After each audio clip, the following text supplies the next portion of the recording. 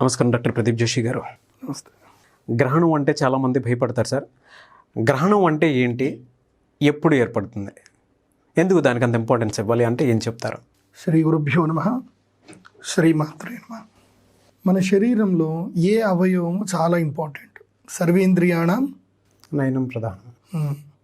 ఇది ప్రతి ఒక్కరు తెలుస్తుంది. అంటే అన్ని ఇంద్రియాల్లో కళ్ళు చాలా కీలకమైనవి. రెండు కళ్ళు ఎందుకు ఉండాలి? ఒక్క కన్ను ఉంటే సరిపోదా?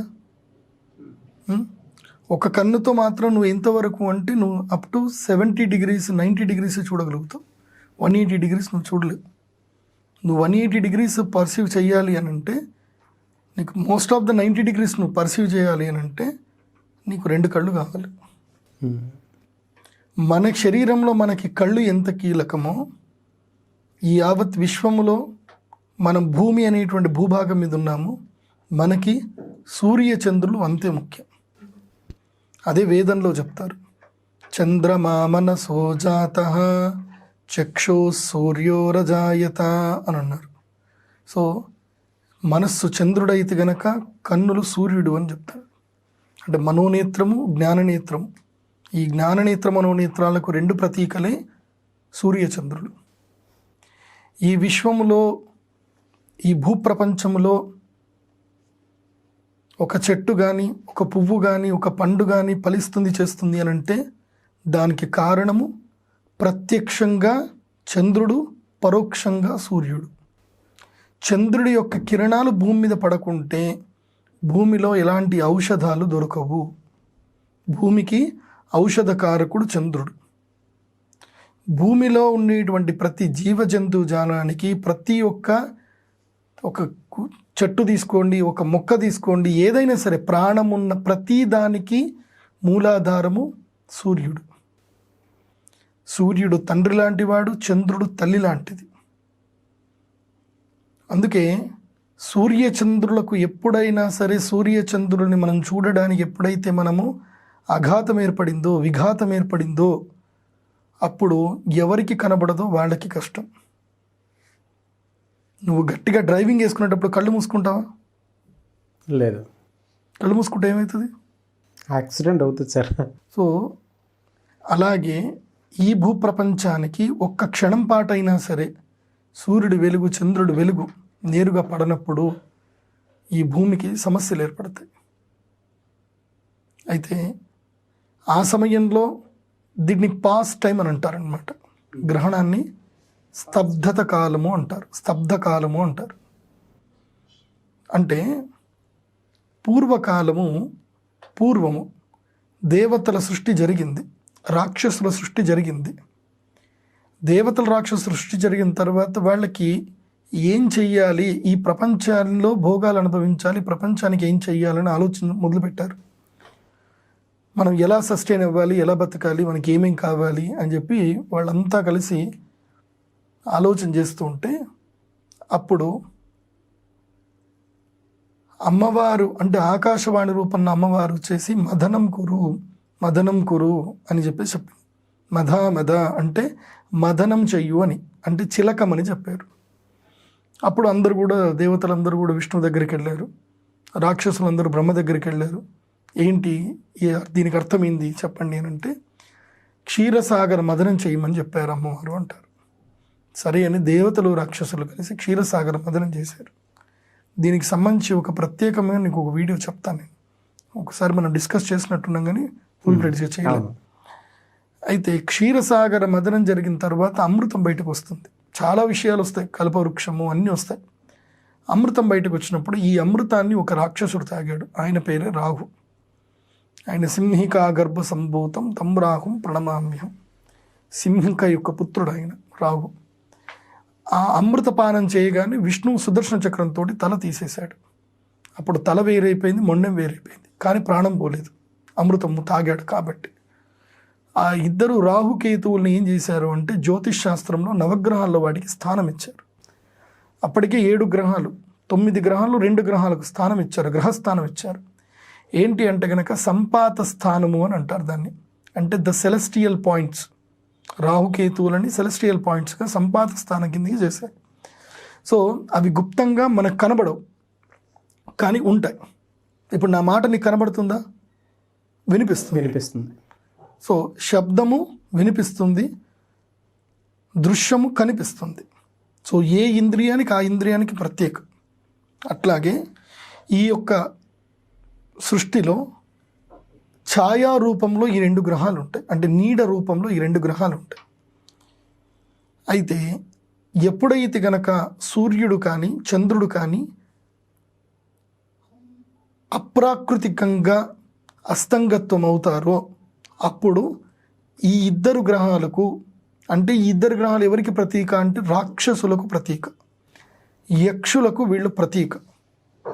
కాబట్టి ఈ 2 గ్రహాలు ఎప్పుడైతే గోచరిస్తాయో, ఏ కాల పర్యంతం గోచరిస్తుందో ఆ కాల పర్యంతము రూలింగ్ ఎవరు అంటే రాక్షసులు రూలింగ్, దుష్టశక్తులు రూలింగ్, వైరస్ అనేది రూలింగ్. అప్పుడు మంచి వాళ్ళకి రూలింగ్ ఉండదు. అంటే దేవతలు వాళ్ళందరూ కూడా ఆ క్షణానికి వాళ్ళు రిజిగ్నేషన్ ఇవ్వాల్సిందే. వాళ్ళకి ఏ యాక్టివిటీస్ చేయడానికి వాళ్ళకి అధికారం లేదు. ఆ వరం ఎవరిచ్చారు అంటే బ్రహ్మ వరం ఇచ్చాడు వాళ్ళకి. ఆ వరం, ఆ వరప్రభావం చేత ఎప్పుడైతే కనుక సూర్యగ్రహణం ఏర్పడిందో అప్పుడు దేవతలందరూ కూడా శక్తి విహీనులైపోతారు. సో అప్పుడు దేవతల్ని కాపాడాల్సిన వాడు ఎవరు? మనిషి. ఓకే. మనిషి మాత్రమే స్తబ్దతగా ఉంటాడు.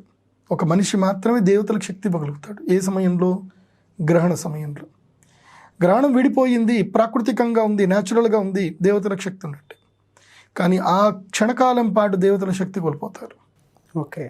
సో బాగా శక్తి కోల్పోయిన వ్యక్తికి నువ్వు మంచినీళ్ళు ఇచ్చినా గ్రేట్. ప్రాణం పోయే వ్యక్తి ఇంకా ఆఖరితో అలమటిస్తూ ప్రాణం పోతుంది, అప్పుడు నువ్వు మంచినీళ్ళు ఇయ్యు. అది కొన్ని కోట్లకు మించి అది అద్భుతం. బికాస్ ప్రాణం నిలబెట్టింది మంచినీళ్ళు. అవును, అంతే కదా. సో అప్పుడు నువ్వు మంచినీళ్ళు ఇచ్చావా ఏంద్రా, నాకైనా కోట్లు ఇచ్చావా, మంచినీళ్ళు ఇచ్చావు కదా అని అంటే చచ్చిపోయేటప్పుడు ₹1,00,00,000 తీసుకొచ్చి పక్కన పెట్టినా ఆ సమయంలో ఏవి పని చేయవు. పంచభూతాల్లో నీరు మాత్రమే నిన్ను కాపాడగలుగుతుంది. అట్లా ఈ పంచభూతాలకు ఆధారమైనటువంటి సూర్య చంద్రులకు గ్రహణం జరిగినప్పుడు వారికి శక్తినివ్వాలి. పంచభూతాలని ఆధారంగానే దేవతలకు శక్తినివ్వాలి. దేవతలకు మనుషులు శక్తి ఇచ్చేటువంటి సమయం ఏంటంటే గ్రహణ సమయం. అప్పుడు దేవతలు మనుషుల మీద డిపెండ్ అయి ఉంటారు ఆ సమయంలో. అప్పుడు మనం చేయవలసింది ఏంటంటే యజ్ఞ యాగాది కర్మలు చేయాలి, అనుష్ఠాన కర్మలు చేయాలి. శబ్ద తన్మాత్రము చేత, అగ్ని తన్మాత్రము చేత, అంటే పంచభూతాలని ఆధారంగా చేసుకొని దేవతలకి హవిస్సునివ్వాలి. అలా హవిస్సునిచ్చినప్పుడు దేవతలు శక్తిని పుంజుకుంటారు. అంటే ఆ సమయంలో రాక్షసులు దాడి చేసినా దేవతలకు ఏమీ జరగకుండా మనము ప్రొటెక్ట్ చేస్తాం వాళ్ళని. అందుకోసమే గ్రహణ సమయంలో ఒక్కసారి గాయత్రి మంత్ర జపం చేస్తే సూర్యుడు అమితమైనటువంటి శక్తిని ఇస్తాడు వాళ్ళకి. నార్మల్ సమయంలో గాయత్రి జపం చేస్తే ఒక ₹100 ఇస్తాడు అనుకుంటే, గ్రహణ సమయంలో గాయత్రి జపం చేస్తే ₹1,00,00,000 ఇస్తాడు. చెప్పాను కదా, ద నెసెసిటీ టైం, ఆ టైం అన్నమాట. టైం చాలా ఇంపార్టెంట్. ఆ సమయంలో సూర్యుడు అమితమైనటువంటి శక్తిని ఇస్తాడు బ్రాహ్మణులకు. ఎవరైతే గాయత్రి మంత్రాన్ని చదువుతారో వాళ్ళకి అమితమైన శక్తిని ఇస్తాడు. మానవాళికి అసలు ఉపయోగం ఏంటి సార్? అంటే గ్రహణం ఏర్పడినప్పుడు మానవుడు ఎప్పుడు కూడా స్వతంత్రుడు కాడు, ప్రకృతి మీద ఆధారపడి ఉంటాడు మానవుడు. సో ప్రకృతిలో మానవుడు ఆధారపడినప్పుడు ఆ ప్రకృతిని మానవుడు కాపాడినప్పుడు ప్రకృతి మానవుడిని కాపాడుతుంది. సో ఇది ప్రకృతిలో అప్రాకృతమైనటువంటి కార్యక్రమం. కాబట్టి ఈ సమయంలో మనుషులు ఎప్పుడైతే కనుక ప్రకృతికి సహాయం చేస్తారో ఈ మంత్రముల ద్వారా, యజ్ఞముల ద్వారా, అప్పుడు ఆ ప్రకృతి మళ్ళీ మనిషిని కాపాడుతుంది. ఏ రూపంలో అయినా కాపాడుతుంది. అందులో యక్షులు చాలా కీలకమైనటువంటి వారు. యక్షులు, కిన్నరులు, కింపురుషులు వీళ్ళు లోయర్ కేటగిరీ. దేవతల వరకు రాక్షసులు రీచ్ అవ్వరు తొందరగా. రీచ్ అవ్వాలంటే వీళ్ళందరినీ కేటగిరీ చేసుకుని వీళ్ళందరినీ దాటాలి. యక్ష, కిన్నర, కింపురుష, గంధర్వులను దాటాలి. అందుకోసమే యక్షరాజు అయినటువంటి కుబేరుణ్ణి యక్షులకు మనం ఆ రోజు చేస్తే గనక, దేవతలకు సైన్యం ఎవరంటే యక్షులు. యక్షులే దేవతా సైన్యం. యక్షులతో పోరాడడం చాలా కష్టం. కాబట్టి ఆ యక్షతంత్రం అనేది ఒకటి ఉంటుంది, యక్షిణీ తంత్రం ఉంటుంది. ఆ గ్రహణ సమయంలో యక్షిణీ తంత్రం ఎవరైతే చేస్తారో వాళ్ళని యక్షదేవతలు వెళ్ళి స్వామి గ్రహణ సమయంలో మాకు ఈ యొక్క ఎవరైతే పరిచారకులు ఈ మానవులు మాకు హవిస్సు రూపంలో మాకు శక్తిని ఇచ్చారు, కాబట్టి వీరందరినీ మీరు ధనవంతుని చెయ్యాలి, వీళ్ళందరికీ కూడా భోగాలు ఇవ్వాలి. యక్షులు అంటేనే భోగకారకులు, భోగాలు ఇవ్వాలి అని వాళ్ళు రికమెండ్ చేస్తారు. సో అప్పుడు కుబేరుడు ఎవరైతే కనుక ఆ సమయంలో ఆ తంత్రం చేస్తారో వాళ్ళకి తప్పకుండా కుబేరుడు ధనాన్ని ఇస్తాడు, ఏ రూపంలో అయినా ధనాన్ని ఇస్తాడు, వాళ్ళకి అదృష్టాన్ని ఇస్తాడు. అదే యక్షిణీ తంత్రం అని అంటారు. ఆ సమయంలో చేయవలసింది ఉంటుంది. సో చాలామందికి గ్రహణం ఎలా ఏర్పడుతుందో తెలీదు. సరే ఎందుకు గ్రహణం వస్తుంది, ఎలా పడుతుందో తెలియదు. అవును సార్, చాలామందికి తెలియదు. దాన్ని డీటెయిల్గా ఏమైనా ఎక్స్ప్లెయిన్ చేయగలుగుతారా? ఇప్పుడు నేను ఇది రాశాను ఎందుకోసమంటే నువ్వు ఫోన్ చేసావు, గ్రహణం గురించి అడుగుతాను అని చెప్పి ఫోన్ చేసావు కాబట్టి ఫోన్ చేయగానే నేను రాసి పెట్టుకున్నాను నేను. ఇప్పుడు ఇది మీరు ఈ చార్ట్ని సరిగ్గా మీరు అబ్జర్వ్ చేయండి, చేస్తే మీకు అర్థమవుతుంది. ఇది మనం నివసిస్తున్న భూమి. భూమికి చుట్టూ 360 డిగ్రీస్లో చంద్రుడి యొక్క కక్ష ఉంటుంది. అలాగే చంద్రకక్ష తర్వాత బుధ కక్ష, శుక్రుడి కక్ష ఉంటుంది, అవి నేను రాయలేదు. తర్వాత ఉండేది ఎవరు, సూర్యుడి యొక్క కక్ష ఉంటుంది, కుజుడి యొక్క కక్ష కూడా ఉంటుంది. ఇక్కడ సూర్యుడి యొక్క కక్ష ఉంది. ఈ సూర్య కక్ష, చంద్రకక్ష, ఈ రెండు మాత్రం తీసుకుందాం. కక్షము అంటే ఏంటంటే వృత్రము, వారి యొక్క మార్గము. మనము రోడ్ అని అంటాము, సంస్కృతంలో కక్షము అంటారు. అంటే ఎవరికి వారికి సంబంధించిన పర్టికులర్ మార్గాన్ని కక్షము అంటారు. అంటే వన్ వే, ముందు వెళ్ళడం తప్ప వెనుక వెళ్ళడం ఉండదు. సంస్కృతంలో కక్ష అంటే అర్థం ఏంటంటే కనబడని మార్గము, ఒకే దారిలో వెళ్ళేటువంటి మార్గము, పలానా గ్రహానికి సంబంధించినటువంటి మార్గాన్ని కక్షము అంటారు. అర్థమైందా? సో ఈ యొక్క భూమి, చంద్రుడు, సూర్యుడు, ఈ మూడు గ్రహణంలో చాలా కీలకమైనవి. ఎప్పుడైతే సూర్యుడు ఇక్కడ ఉంటాడో, సూర్యుడు ఇక్కడ, చంద్రుడు ఇక్కడ, సూర్యుడి యొక్క వెలుగు చంద్రుడి మీద 180 డిగ్రీస్లో పడుతుంది. 180 డిగ్రీస్ అంటే ఏంటి, ఎగ్జాక్ట్ ఆపోజిట్ 180 డిగ్రీస్. సో ఈ సూర్యుడికి చంద్రుడికి ఏం జరుగుతుందంటే, ఈ సూర్యుడి యొక్క వెలుగు పడుతుంది కదా, వెలుగు చంద్రుడి మీద పడుతుంది సరే, కానీ అదే వెలుగు భూమి మీద కూడా పడుతుంది కదా. భూమి మీద ఆ వెలుగు పడ్డప్పుడు భూమి, ఇప్పుడు మనకు సూర్యుడి వెలుగు మన మీద పడ్డప్పుడు మన యొక్క నీడ ఎట్లా వెళ్తుంది, దూరంగా వెళ్తుందా వెళ్ళదా, మనకన్నా పెద్దగా ఉంటుంది మన నీడ, అవునా కాదా? సో అట్లా సూర్యుడి మీద వెలుగు పడ్డప్పుడు, సూర్యుడి వెలుగు భూమి మీద పడ్డప్పుడు భూమి యొక్క వెలుగు ఇలా వి షేప్లో వెళ్తుందనమాట. ఇది వెళ్ళి ఈ యొక్క కక్షలో, చంద్రుడి కక్ష లోపలికి వచ్చేస్తుంది ఈ నీడ. సో 180 డిగ్రీస్లో ఈ నీడ వచ్చినప్పుడు చంద్రుడు ఈ యొక్క కక్ష లోపలికి ప్రవేశిస్తాడు. ఏది, ఛాయా కక్ష లోపలికి ప్రవేశిస్తాడు. అంటే భూమి యొక్క నీడ చంద్రుడి యొక్క కక్షకి వరకు ఆక్రమిస్తుంది. భూమి నీడ ఎప్పుడూ ఉంటుంది, కానీ ఎప్పుడు కూడా చంద్రుడి కక్షను రీచ్ అవ్వదు. సో చంద్రుడి కక్షను భూఛాయ రీచ్ అయినప్పుడు చంద్రుడు ఆ యొక్క భూఛాయలో, అంటే భూమి యొక్క నీడ లోపలికి ప్రవేశిస్తాడు. ప్రవేశించినప్పుడు భూమి మీద ఉండేటువంటి వాళ్లకు చంద్రుడు కనబడడు, చంద్రుడిని ఏవి పట్టుకో. చంద్రుడు ఆ నీడలో వెళ్ళినప్పుడు మన దృష్టిలో చంద్రుడు మనకు కనబడడు, కానీ చంద్రుడిని ఏ వెళ్ళి కమ్మరించవు. మన దృష్టిలో చంద్రుడు కనబడడు. ఎందుకోసం అంటే చంద్రుడు ఆ నీడ లోపలికి ప్రవేశిస్తాడు కాబట్టి కనబడ్డు, కాబట్టి చంద్రగ్రహణం. సూర్యగ్రహణం ఇప్పుడు ఏం జరుగుతుందంటే, ఇదే సూర్యుడు ఇక్కడ ఉంటాడు, చంద్రుడు ఇట్లా వచ్చేసి భూమికి సూర్యుడికి మధ్యన చంద్రుడు వస్తాడు. అది కూడా ఎప్పుడు, ఈ రెండు కూడా కలిసి ఒకే కక్ష లోపలికి రావాలి, భూమి కూడా అదే కక్షలో ఉండాలి.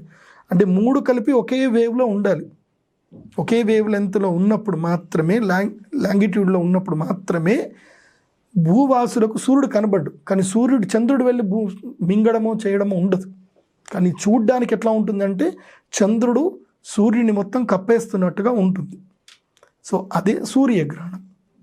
అర్థమైందా? సూర్యగ్రహణం అంటే చంద్రగ్రహణం. ఇప్పుడు సూర్యగ్రహణం ఎప్పుడు వస్తుంది అని అంటే అమావాస్య ఎప్పుడు వస్తుంది, చంద్రగ్రహణం ఎప్పుడు వస్తుంది అని అంటే కనుక పౌర్ణమి రోజు వస్తుంది.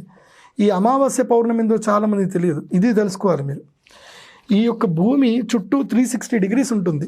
ఇక్కడ సూర్యుడు, ఇక్కడ చంద్రుడు ఉన్నప్పుడు ఇద్దరు 0 డిగ్రీస్లో ఉంటే ఏం జరుగుతుందంటే, సూర్యుడి యొక్క వెలుగు మొత్తం చంద్రుడి యొక్క వెనక భాగంలోనే పడుతుంది, కానీ ముందు భాగంలో మనకి కనబడదు.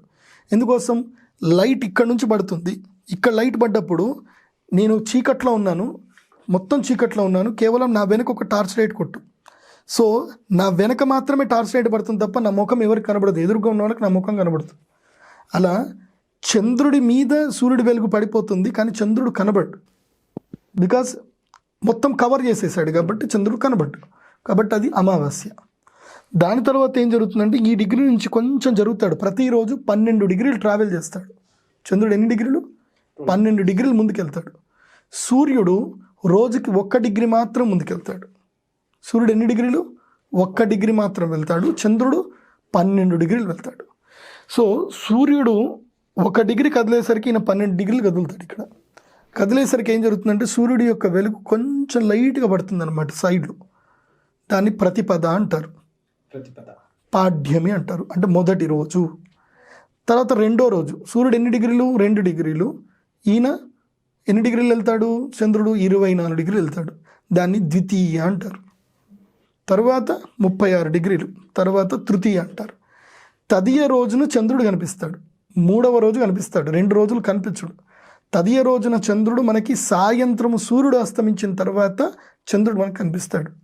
అది రంజాన్ అంటారు కదా, ఆ చంద్రుని చూసి, ఆ నిలవంకను చూసి రంజాన్ చేసుకుంటారు చాలామంది. తదియ రోజు చంద్రుడు కనిపిస్తాడు, గ్యారంటీగా కనిపిస్తాడు. ద్వితీయ రోజు కూడా కనిపిస్తాడు, కానీ అది ఎక్కడో నువ్వు సముద్ర తీరంలో ఉంటే మాత్రం కనిపిస్తాడు, లేకపోతే కనిపించడు. ఓకే, సో అది తృతీయ అంటారు. ఇక్కడి నుంచి ఇక్కడికి ట్రావెల్ చేస్తూ 90 డిగ్రీస్ ఉంటారు, అంటే దీన్ని అష్టమి అంటారు. అప్పుడు సూర్యుడి యొక్క వెలుగు సగం పడుతుంది, సగం పడదు. అందుకోసం అష్టమి చంద్ర విభ్రాజ అంటారు. అంటే అర్ధనారీశ్వర స్వరూపం. తెలుపేమో శివుడు, నలుపేమో అమ్మవారు అంటారు. సో అర్ధనారీశ్వర స్వరూపం అష్టమి. ఇక్కడ అష్టమి వస్తుంది, దీన్ని శుక్లపక్ష అష్టమి అంటారు. ఇక్కడికి వస్తాడు, ఇక్కడికి 180 డిగ్రీస్ వస్తాడు. అప్పుడు సూర్యుడి యొక్క వెలుగు కంప్లీట్గా చంద్రుడి మీద పడుతుంది. అప్పుడు ఏమవుతుంది? పౌర్ణమి వస్తుంది. 15 రోజులకు పౌర్ణమి. మళ్ళీ ఇక్కడ నుంచి ఏమవుతాడు? సూర్యుడికి దగ్గర అవుతూ వెళుతూ ఉంటాడు కాబట్టి కాంతి తగ్గుతూ ఉంటుంది చంద్రుడిది. చంద్రుడు స్వయం ప్రకాశకుడు కాదు, సూర్యుడి వెలుగు చంద్రుడి మీద పడి ప్రకాశవంతంగా కనిపిస్తాడు. కాబట్టి ఇక్కడికి వస్తాడు. ఇక్కడికి వచ్చేసరికి ఏంటి? కృష్ణము అంటే నలుపు, కృష్ణపక్షము. కాబట్టి ఏంటి కృష్ణపక్షం అంటే ఏంటి? నలుపుకు సంబంధించిన పక్షము. శుక్లపక్షము అంటే తెలుపు, అంటే వృద్ధి, అంటే చంద్రుడు వృద్ధి చెందేదేమో శుక్లపక్షము, చంద్రుడు తగ్గిపోయేదేమో కృష్ణపక్షం. సో పౌర్ణమి నుంచి కృష్ణపక్షం అనేది ప్రారంభమవుతుంది. అష్టమి రాగానే సేమ్, అష్టమి చంద్రుడు ఒకే విధంగా ఉంటాడు. 2 అష్టములకు చంద్రుడు ఒకే విధంగా ఉంటాడు. సో అష్టమిలో తేడా ఎప్పుడు ఉండదు. అందుకోసమే అష్టమి జయతిథి అంటారు చాలామంది. యుద్ధాలు చేయాలన్నా, కోర్టు కేసులు వేయాలన్నా ఏదైనా అష్టమి మంచిది అంటారు. సో అష్టమి.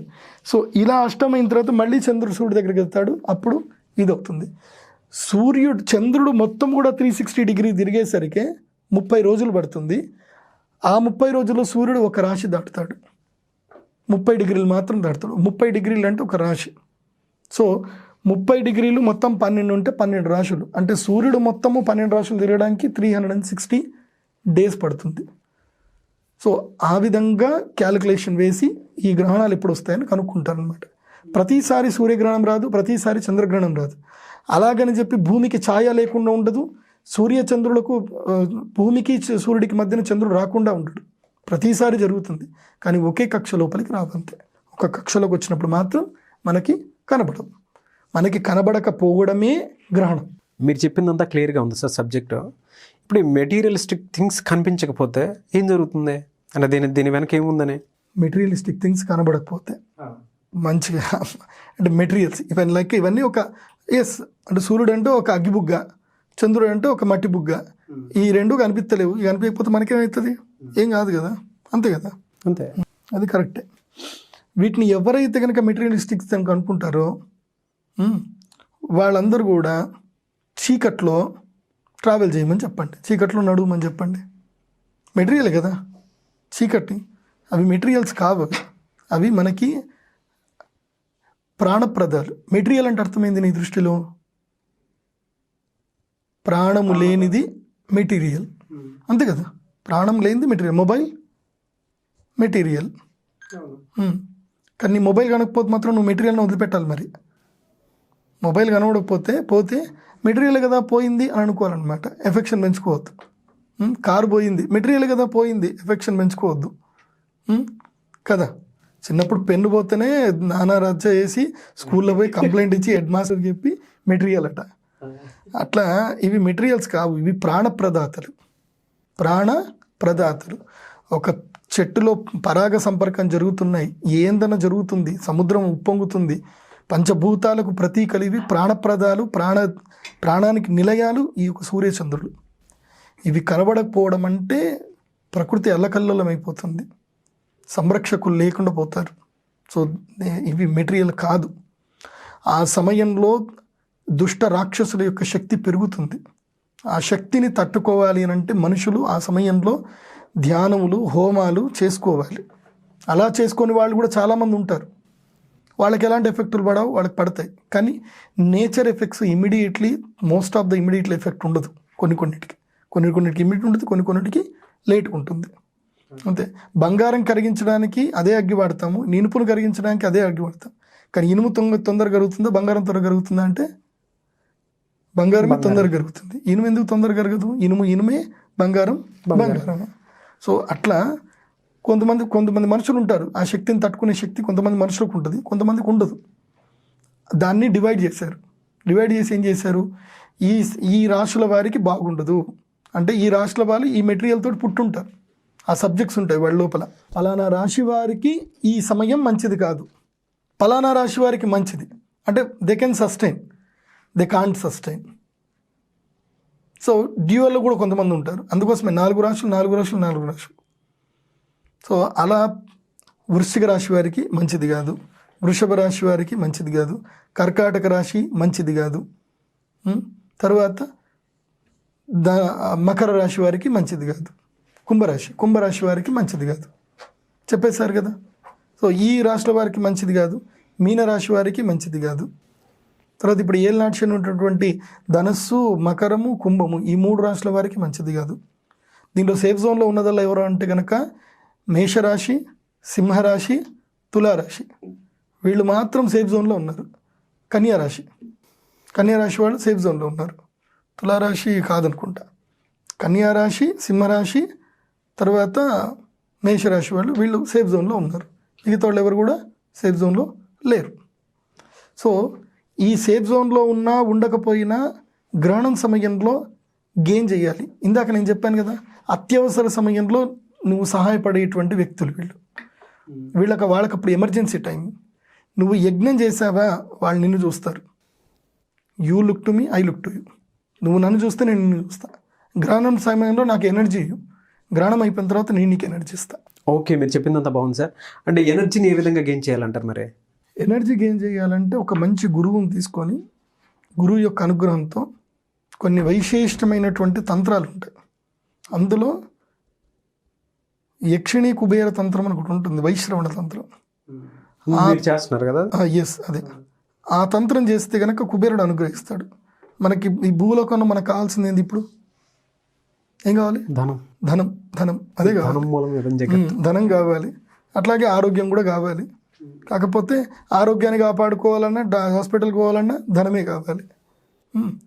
కాబట్టి ఆ ధనము అనుగ్రహం కలగాలంటే యక్షులకి మనం ఏం చేయాలంటే ఆ సమయంలో శక్తిని ఇవ్వాలి. యక్షులు ఎవరని చెప్పాను ఇంతకు మునుపు? సోల్జర్స్. దేవతలకి వాళ్ళు సోల్జర్స్. కాబట్టి యక్షులకు శక్తిని ఇవ్వాలి. సో యక్షాధిపతి ఎవరు అంటే కుబేరుడు. సో ఆ కుబేరుడికి అందుకోసం ఏం చెప్తారంటే, రాజాది రాజాయ ప్రసంగ్య సాహినే నమో వయం వై శ్రవణాయ కుర్మహే సమీ కామాన్ కామకామాయ మహ్యం కామేశ్వరో వై శ్రవణో దదాతు కుబేరాయ వై శ్రవణాయ మహారాజాయ నమః. దీని యొక్క అర్థాన్ని నేను ఎక్స్ప్లెయిన్ చేస్తాను. వైశ్రవణ తంత్రం వచ్చినప్పుడు అందరికీ ఎక్స్ప్లెయిన్ చేస్తాను. అంటే సమే కామాన్ కామకామాయ మహ్యం, నా యొక్క కోరికలన్నీ కూడా తీర్చేటువంటి ఓ కామస్వరూపమైనటువంటి యక్ష రాజాది రాజాయ ప్రసఖ్య సాహిని నమో వయం వై శ్రవణాయ కూర్మహి, మమ్మల్ని వైశ్రవణం చెయ్యు, మమ్మల్ని కూడా కుబేర సమానుని చెయ్యు అని చెప్పి ప్రార్థించడం. అది ఎప్పుడు వింటాడు అంటే కష్టం వచ్చినప్పుడు వింటాడు. ఇప్పుడు ఒక రాజుగారికి కష్టం వచ్చినప్పుడు నువ్వు వెళ్ళి సాయం చేస్తే రా ఏంది నువ్వు చేస్తావు నాకు సాయం అంటాడు. అదే రాజుకి అన్ని వైభోగాలు ఉన్నప్పుడు అక్కడి నుంచి అట్టే పంపించేసి ఏం కావాలి, మా అసిస్టెంట్లు అడగండి అని అంటారు. అదే కష్టంలో ఉన్నప్పుడు రెండు ఏం చేస్తారా అని అడుగుతారనమాట.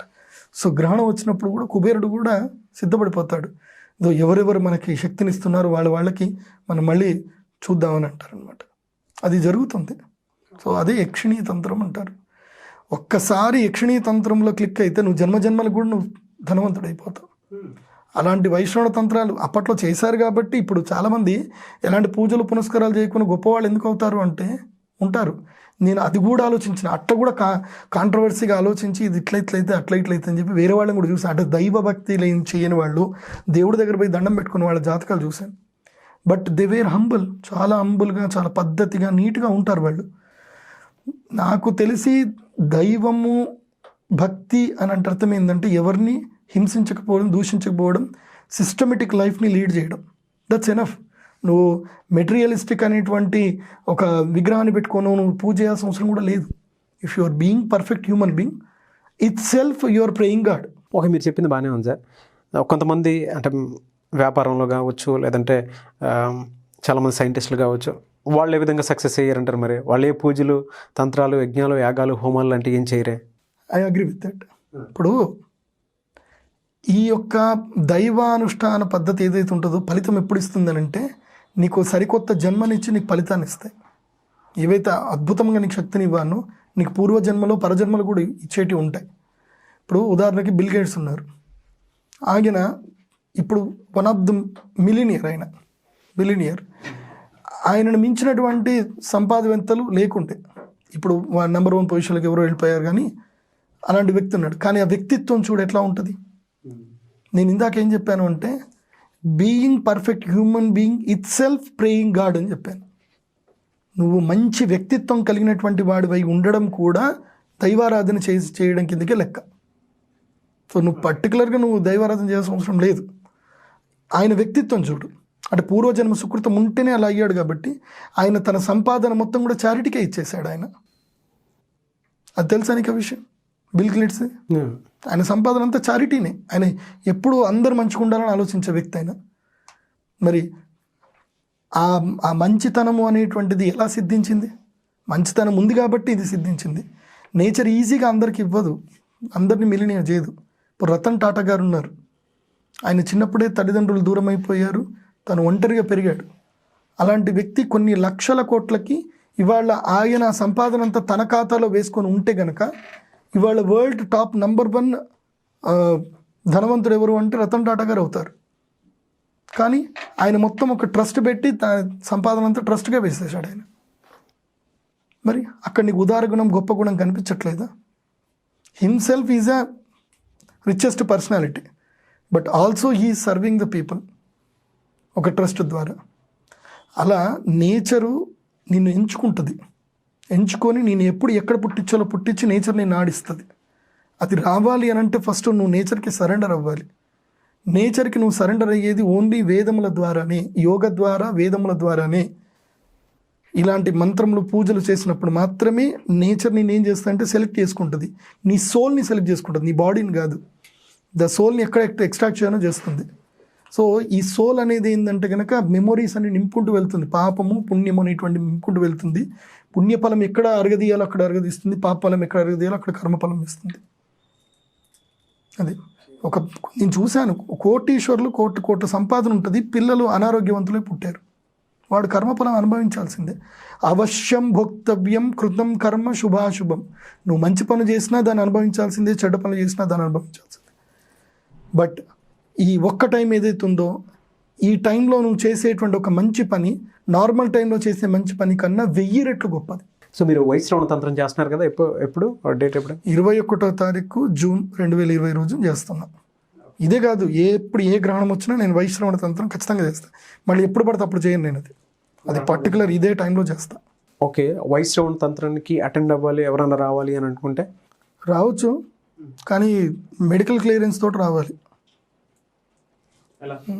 ఎలా అంటే మీ దగ్గర ఎక్కడైనా హాస్పిటల్ ఉంటే మాకు ఎలాంటి రోగాలు లేవని చెప్పి సర్టిఫికేట్ తీసుకొని రండి. అదొకటి important. Okay, we're not allowing anyone without kind of anything. కనీసం డిక్లరేషన్ అని ఇవ్వాలి మీరు. మాకు డిక్లరేషన్, మాకు ఎలాంటివి జలుబు తుమ్ములు ఏం లేవు, మేము ఇది కంటోన్మెంట్ జోన్లో లేము, మాకు ఎవరితోటి కోవిడ్ ఉన్న వాళ్ళతో మేము ఎవరిని కలవలేదు అని మాకు డిక్లరేషన్ ఇవ్వాలి. మేము డిక్లరేషన్ ఫామ్లు పెడుతున్నాం, అక్కడికి వచ్చి సంతకం పెట్టిన తర్వాతనే మేము అలో చేస్తాం, లేకపోతే అలో చేయం. ఫస్ట్ అది గుర్తుపెట్టుకోండి. తర్వాత స్క్రీనింగ్ కూడా ఉంది, అందరికీ టెస్టులు చేస్తాం. టెస్టుల్లో ఓకే ఉంటేనే అలో చేస్తాం. మీరు ₹1,00,00,000 ఇస్తారన్నా మీకు ఏదన్నా మాకు డౌట్ వస్తే మాత్రం మేము రానివ్వం, అది క్లియర్. ఓకే, ఎవరు రావాలనుకుంటున్నారు వాళ్ళ ఇంటి నుంచి, అంటే మీ సేఫ్ జోన్ మీ ఇల్లు కాబట్టి మీ ఇంటి నుంచి నేరుగా బయలుదేరండి. మధ్యలో ఎక్కడ ఆగొద్దు. కావాలంటే ఇంటి నుంచే తినే బండ్లను తెచ్చేసుకోండి, దారిలో ఎక్కడ తినండి, కానీ హోటల్లో తినకండి. డైరెక్ట్గా మా యొక్క శ్రీచక్ర పీఠానికి రావాలి. శ్రీచక్ర పీఠం అంటే మీరు శ్రీ లలితా త్రిపుర సుందరి దేవి టెంపుల్, మాక్లూర్, నిజామాబాద్ అని కొడితే వచ్చేస్తుంది. సో శ్రీచక్ర పీఠంకి రావాలి. ఓకే, అక్కడికి వచ్చిన తర్వాత అక్కడ రాత్రిపూట హోటల్లో పడుకుంటారా లేకపోతే ఇక్కడ పడుకుంటారా అది మీ ఇష్టం, మీ వ్యక్తిగతం. మా దగ్గర కానీ శనివారం రాత్రి 6 గంటల వరకు, సాయంత్రం 6 గంటల వరకు అందరూ వచ్చేసి అక్కడ మండపంలో స్టే చేయాలి. వచ్చేటప్పుడు అందరు ఎవరి దుప్పట్లు దిండ్లు వాళ్ళు తెచ్చుకోవాలి, వాళ్ళ ఓన్ వెహికల్లోనే రావాలి. అది క్లియర్. చిన్న పిల్లలు ఉన్నవాళ్ళు రావద్దు, చంటి పిల్లలు ఉన్నవాళ్ళు రావద్దు. అది ఎందుకోసమంటే గ్రహణ ప్రభావం తీవ్రంగా ఉంటుంది కాబట్టి చంటి పిల్లలతో ఉన్నవాళ్ళు రాకండి. ఓకే, ఒకవేళ ఉంటే కనుక వాళ్ళకి ఒక టేక్ కేర్లు పెట్టుకొని రండి. కార్లో ఫుల్ ఏసీ ఉండేటట్టు చూసుకోండి. ఎందుకోసమంటే అక్కడ ఎండ విపరీతంగా ఉంటుంది, మేము అక్కడ ఏ ఫెసిలిటీస్ ఇవ్వలేము. అదొకటి. సాయంత్రం 6 గంటలకు వస్తే భోజనాలు అయిపోతాయి, 7:30 వరకు భోజనాలు అయిపోతాయి. వస్తే అందరికీ భోజనాలు పెట్టిస్తున్నాం, భోజనాలు అయిపోతాయి. పొద్దున 8 గంటల నుంచి సంకల్పాలు స్టార్ట్ అవుతాయి. 9 గంటలకి యజ్ఞం, ఈ 9 నుంచి 10 లోపల యజ్ఞం స్టార్ట్ అవుతుంది. 10 గంటలకి గ్రహణం ప్రారంభం అవుతుంది కాబట్టి 10 నుంచి 1:30 వరకు కంటిన్యూ యాగం ఉంటుంది. ఈ లోపల నాకు డౌట్ ఏంటంటే ఆ రోజు మృగశిర నక్షత్రం, వర్షం పడుతుంది. ఆ రోజు అమ్మవారిని ఎట్లయినా ప్రార్థన చేసి అమ్మ కొంచెం మాకు ఎక్స్క్యూజ్ చేయమ్మా అని అడగాలి. వర్షం ఆపమని ఎప్పుడు అడగకూడదు, కానీ ఎక్స్క్యూజ్ చేయాలి. చూద్దాం ఆ రోజు ఏం జరుగుతుంది. ఓకే, ఎందుకోసం అంటే నాకు ఇది 2 సార్లు అనుభవం. నాకు ఒకసారి మహాలక్ష్మి యాగం చేస్తున్న వర్షం, నేను అమ్మవారికి దండ పెట్టుకున్నా, అమ్మ కాపాడమ్మ తల్లి, అందరూ వచ్చేసినా మేము పెట్టుకుంటున్నాము అనేసరికి సరే అని ఆ 10 కిలోమీటర్స్ రేడియస్లో వర్షం పడలే, అంతటా వర్షం పడ్డది, మంచి వర్షం పడ్డది, మాకు పడలే. అదే అమ్మవారు, మా క్షేత్రంలో మా అమ్మవారు మమ్మల్ని కాపాడుతుంది, మాకు నమ్మకం. మంచి పనికి ఆమె మహారాజ్ఞి, అమ్మవారు చూసుకుంటుంది. సో ఇది రావాలి. వచ్చిన తర్వాత ఎవరి వెహికల్ వాళ్ళు రావాలి. వచ్చేటప్పుడు 4 జతల బట్టలు తెచ్చుకోవాలి, కాటన్ బట్టలు తెచ్చుకోవాలి, టవల్స్ తెచ్చుకోవాలి. ఈ యజ్ఞం అయిపోయిన తర్వాత బాసర్కి వెళ్ళాలి. బాసర్లో గంగా నదిలో స్నానం చేయాలి. అక్కడ నేను అవభృత స్నానం అని చేపిస్తాను వాళ్ళందరికీ. అవభృత స్నానం అంటే దోష నివారణ చేసేది, అంటే అన్ని దోషాలన్నీ కొట్టిపాడేస్తుంది. ఇంకా గ్రహణం తర్వాత గోదావరి నదిలో స్నానం చేస్తే 32 కోట్ల తీర్థంలో స్నానం చేసిన పుణ్యం వస్తుంది.